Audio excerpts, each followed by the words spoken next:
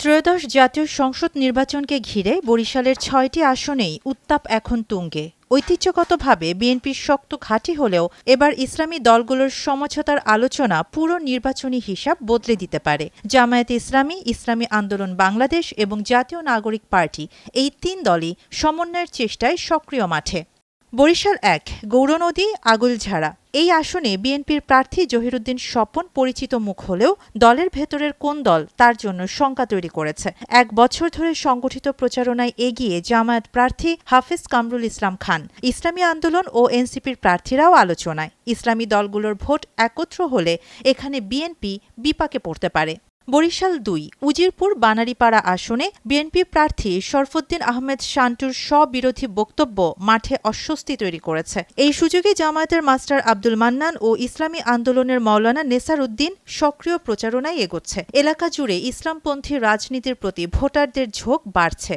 বরিশাল ৩ বাবুগঞ্জ মুলাদিয়া আসনে বিএনপির মনোনয়ন জোটই প্রধান সমস্যা। প্রার্থী চূড়ান্ত না হয় বিভ্রান্ত তৃণমূল। বিপরীতে জামায়াতের অধ্যক্ষ জহিরুদ্দিন বাবর ও ইসলামী আন্দোলনের সিরাজুল ইসলাম মাঠে সংগঠিত প্রচারণা চালাচ্ছেন। সমঝোতা হলে ইসলামপন্থীরাই সুবিধাজনক অবস্থানে থাকবেন বলে মত স্থানীয়দের।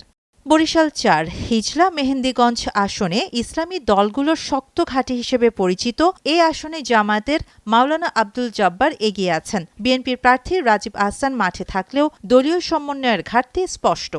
বরিশাল ৫ সদর সবচেয়ে মর্যাদাপূর্ণ ও জটিল আসন। বিএনপির মজিবুর রহমান সারোয়ারের বিপরীতে জামায়াতের হেলাল ও ইসলামী আন্দোলনের সম্ভাব্য প্রার্থী মুফতি ফয়জুল করিম সক্রিয়। বড় মোটরসাইকেল শোডাউন ও সাংগঠনিক তৎপরতায় ইসলামী দলগুলো শক্ত অবস্থান গড়ছে।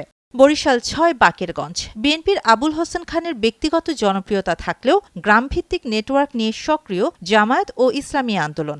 এখানে ত্রিমুখী লড়াইয়ের সম্ভাবনা প্রবল।